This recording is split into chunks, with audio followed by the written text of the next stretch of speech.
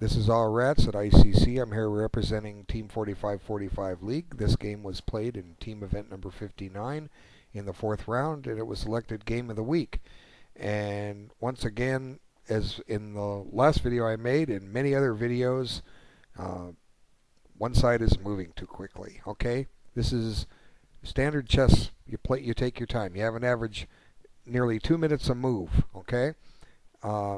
Although Black did take his time on a couple of the critical moves, he just didn't select well, and who knows if he could have come up with anything better at other points. But let's have a look. It's also interesting for a number of reasons, because we're in our standard position. This has been played tens of thousands of times, and King's Indian defense, and White goes into the sideline, and I don't remember what it was called. It's in our team notes.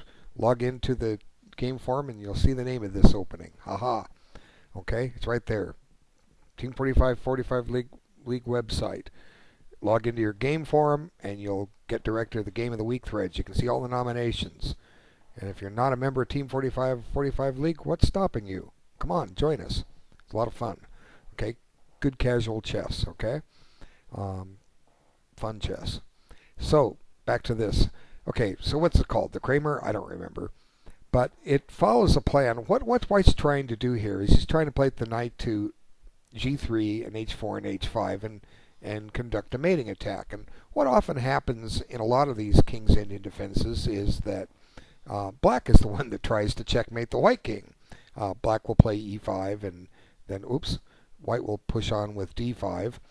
And eventually Black breaks with F5 and then F4 and starts running his pawns. And White's supposed to be advancing his pawns on the queen side. I've covered this opening in a lot of videos. If you find my free video lessons program, there's 11 of them in a promotion. It's on my playlist.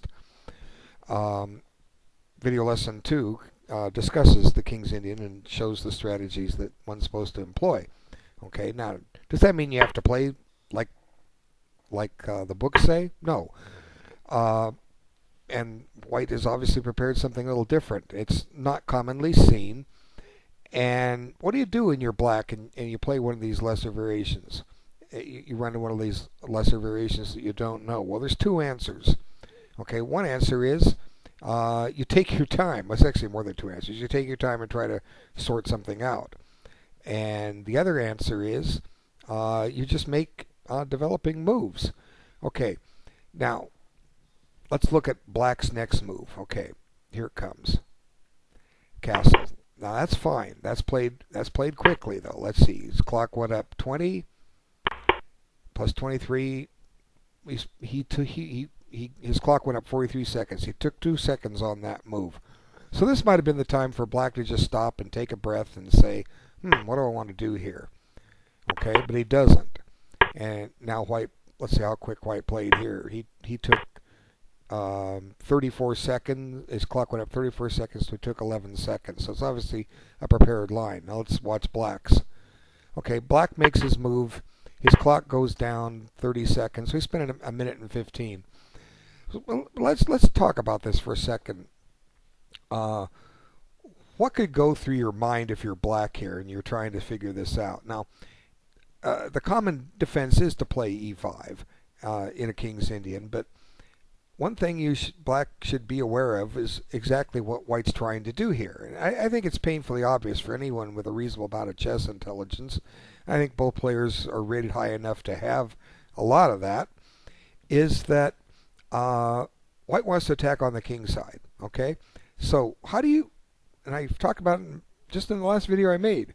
How do you meet a wing attack? You play in the center. Well, E5 certainly does that, but let's look at two moves. Let's just look at E5 and White's reply. Okay. Now, what has this done? So it's obviously a candidate move that Black should consider. Okay. But what's happened is Black shut in his bishop. Okay. Now that happens in the King's Indian anyway, right? But Black doesn't have to play E5. There's nothing saying. There's no one holding a gun to Black's head and saying you must play E5. I think a perfectly good and logical move here is to play C5. In light of everything else, I think it's a perfectly good move. Okay, why? Well, let's just, we can't analyze this out to checkmate. We can't analyze all the possible variations. We don't have access to books, at least we're not supposed to when we play these games online. But let's just look at what it does. Okay, now, white has two choices here. Push by or let it sit. Okay, we'll talk about both. Okay, if he pushes by, what's happened? Well, look, this bishop has this wonderful long diagonal. That's got to be worth something, okay, right? And the other alternative is to do something else. Well, at some point, white's going to play h4. So let's do it now. Now, if black wants, he can take, okay? He can take. Now, white either has to move his knight or take back with the queen, right? And now we get to develop with tempo. Where you want to put the queen, you know, e3, d3. Let's. Each one has a plus and minus. It's going to get kicks wherever it goes. Let's just put it back on d1, okay? And the reason for it is we're not sure where we want it yet. We might put it behind the bishop at some point, you know, to get bishop h6 in. We don't know yet, okay? But I think black's got a pretty easy game to play here. Black's now free to develop another piece, okay? Let's do this. Let's play bishop g4, okay? Why bishop g4? Well, keeps a little pressure off h5, attacks the queen, invites white to trade. You know, white might be willing to trade light squared bishops, but then, look, black plays queen d7, okay? Now, black's saying, if you're going to make an exchange, I'm going to improve the position of my pieces. Okay, now if white takes, you know, there's nothing to make him take. I'm just illustrating the point. You know, how's black going wrong here? He's not. White doesn't have any kind of an attack going. It's getting neutralized, especially if he trades queens. And now black's going to get a knight into e5, which will pressure c4, threaten d3. You know, so white really can't afford to make these trades. So maybe white imprisons his bishop a little bit and drives this guy back here. And then bingo, white's got his desired h5 in. Okay, now, let's compare the two positions. Black's, except for his rooks, black's completely developed. White isn't. Look at that queen side. We still don't know where we want the queen. We don't know where we want the bishop. We don't know where we want the rook. White isn't castled, although his with the center closed, his king is reasonably safe, but it may not stay that way for long. I think black can just afford to sit here and develop a piece. Let's develop this rook because we can. Okay. Now, you know, white opens up the file. Well, you know, we can take back with the f pawn. That's probably safe. And now let's develop another piece. Okay. Now white's getting caught up. He's getting ready to play bishop h3 and bishop and takes. This is one of the reasons why I took with the f pawn, so that if the h pawn is gone, there might be a back rank mate here. If white plays bishop h3, would be threatening check, or takes bishop, king takes, queen check, king back, and queen mate. Although it's not, you know, if that's mate, if this pawn on h7 is on f7, right? Right, you got that. It's pretty easy. But I don't know, you know, it's a game of chess here. Who knows what's going to happen? Either side could win. White's got 2 pawn islands, black has 3. That's a nice little strategic imbalance. White's got an outpost on d5. If black's ever going to chase that knight out, he's going to weaken d6. You know, it's an interesting game of chess, but see, black's got freedom for his pieces. That's the whole point. That's what c5 does. Now, what's the analysis on c5 in the book? You got me. I don't know. I'll bet you neither player knows.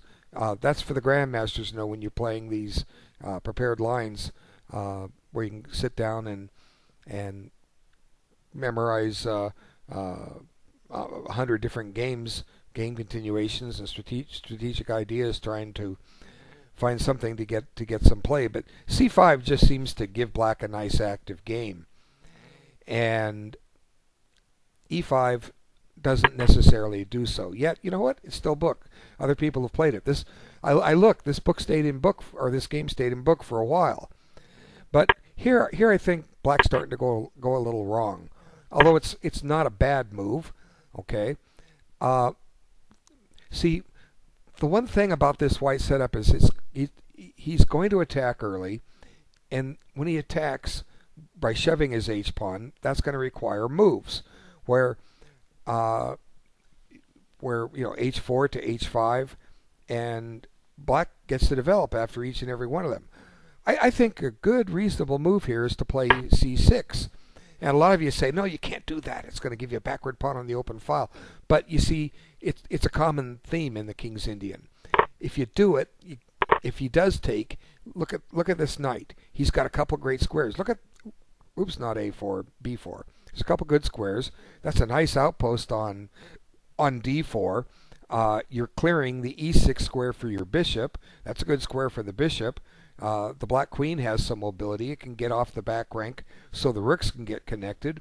We can always batten down the hatches and cover D6 easily enough. White's not even poised to attack it. How does white get us two attackers on it? We got the queen. Well, we got to double up behind it. And by the time we get a rook behind the queen, that's several moves away. Black's had time to make sure that that pawn is safe. So now white doesn't have to take on C6. What if white goes along with his normal plan? Well, okay, fine. Let's just take it. Okay.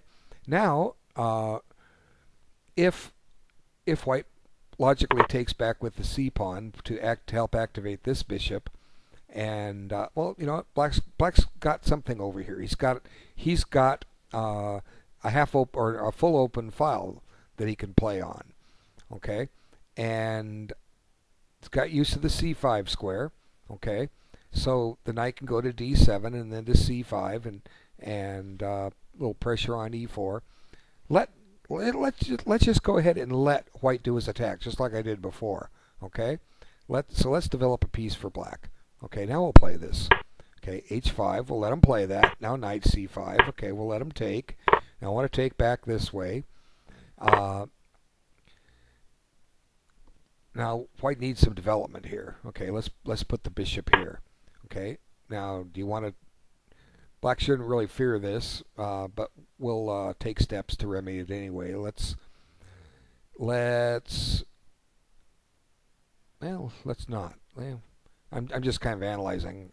Let's just go pin this knight. Okay, now we've got put a little pressure on E4. Not yet, but well, yeah, we do. We have it right now because of the pin. So let's see. White stops and defends it, which cuts off a diagonal for both his bishop and queen. But you see, black's getting his pieces out once again, and that kind of makes a difference. Where the white king is still caught in the center, and it's not clear yet where the white attack, how the white attack is going to win here. And I'm trying to set it up so that white can get an attack here, but black's just going to ignore things and go about his business. Okay. And here comes a check because we can. And where's the rest of the white attack? Okay, well let's go offer a knight. Okay, well, you know what? We'll take it. Now I'm just showing this. I don't think white has enough here. Okay, black's probably winning this. So reverting back. It was a position where black needed to get some squares for his pieces, and he just doesn't have squares. So how long does he spend on knight D7? Whoops, there it is. Okay, so 7 seconds plus 37 seconds added to his clock, meaning he spent 8 seconds on his move. Okay, so black didn't even consider a possible candidate move. Okay, he didn't. There's no way black could have made any kind of an assessment in this position as to what would be a better choice. Black just played a move. And you can't keep doing that in chess. You know, you have 2 minutes a move. You can't spend 8 seconds on a move in these games. You can't. Okay, so white develops a piece. And then black prepares to anchor it in on A5. That's good. And here he took his time. See, his clock went down nearly 2 minutes, so he spent close to 3 minutes on his move. Well, at least he played a good move. He's planning to anchor the knight here. Now let's see what happens next. Now here comes h4. Now how does black react? He spends nearly 2 minutes. Let's see, back it up. Minute and 24 seconds. So he spent over 2 minutes on the move. But once again, we can go back to what I was saying. How do you meet a wing attack? Play in the center. Boom, knight c5. Let him do it. Okay, just let him. Okay. Now we get to develop another piece. Hooray. Okay, bang. Now, I've shown 2 cases of where white took on this square and didn't get anywhere. Let's try it different. Let's push the pawn just to talk about that. Well, you know what? The bishop's safe here, and look what's happened. White's kind of shot his attack. It's gone. It's evaporated. So, you know, black's okay here. So really, although h5 has been played, it's okay to go ahead and let white do that. Make him prove that he has a win. Make him prove that he can checkmate you. Get your own pieces activated. And let's get in the right position. So h5 was played rather quickly. But now white gets an annoying pin. And I think that's what causes black to react. Now what was I saying? Knight c5? Suppose white plays this anyway. Well, you know, it's not so bad now because if anything, we can always kick that bishop out. Okay? We can kick it. But anyway, let's get to the game continuation. h5. And I think it causes black to overreact here, and he comes up with a bad move. Let's look at his time spent. He went down, his clock went, down a minute and 13, so he spent almost 2 minutes on the move. But you see, there's a drawback with this move. Okay, what black's trying to do is break the pin. That's what he's trying to do. But what could have done differently? Well, one is just continue with your development. Okay, knight c5. Prepare to get the bishop developed. You know, maybe they could put the bishop on g4 next. Although that might cost a pawn. At least we can get it off the back rank and get it out, you know, to d7. Or we can go back to this c6 idea, which still, for all the reasons I mentioned earlier, isn't that bad for black. And but I think white was just, or black was just trying to avoid the pin. And white looks at this and he spends a good. His clock goes down almost 4 minutes. So he spent over 4 minutes on the move, and it's a perfectly good move because it attacks a pawn that's now unprotected. And I was surprised to find that Queen E8 had been played a number of times already, and Knight C5 was the main continuation. But here, what black needs to do is admit his mistake and come back. He just gives up a pawn. That's just a mistake. But black needs to come up with this. Now, N4, who's FIDE master, who selected this, usually I don't look at the notes he made, but I had gone ahead and looked at these. And he pointed out that white has played a sacrifice here before, which is kind of surprising in a way, but I'll show it to you. You can do it because of the pin. You're taking on this square with a bishop, and simply because of that pin, and it's not going away, black has got a very, very tough defensive game on his hands. And 2 humans playing this out, it's been played out a number of times, and white was very successful with it. Now, would white find this? Would white know the plan? Perhaps. I don't know. Don't know how much he knows about the theory. It's kind of thematic. I would certainly say, from what I know of Lost Cause, he's capable of considering it. I kind of like white's chances now. And you know, black hasn't mobilized himself on the queen side at all.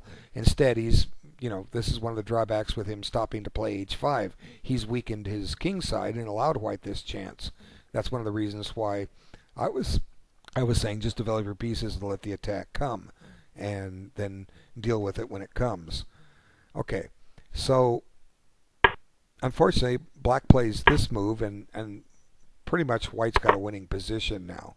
He's up a pawn, and now black steps back into the pin and breaks the pin. Now he does get some activity here, but But White's just doing well now, and he's got a free pawn, and I don't think Black has got compensation for it. I just don't. And here Black blunders again. Here he spends about a minute on the. Oh wait, no, his clock went down 44, so he spent a minute and a half. But this just allows the bishop to go make a threat.